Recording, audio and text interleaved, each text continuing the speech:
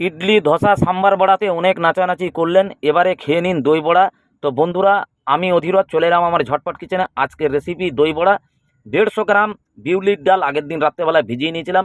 মোটামুটি চেষ্টা করবেন 8 ঘন্টা যেন ভেজানো থাকে। মিক্সিতে এইভাবে পেস্ট করে নেবেন।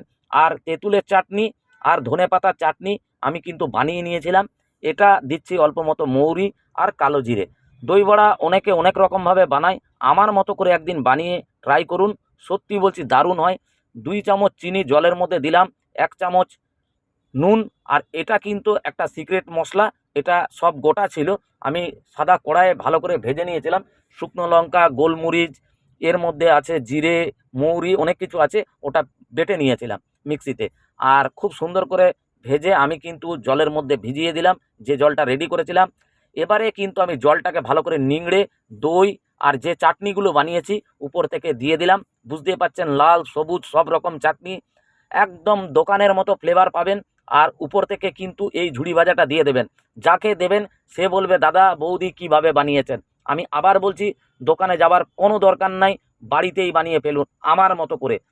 তো একটু লাইক, কমেন্ট, শেয়ার আর চ্যানেলটাকে সাবস্ক্রাইব করবেন। নমস্কার।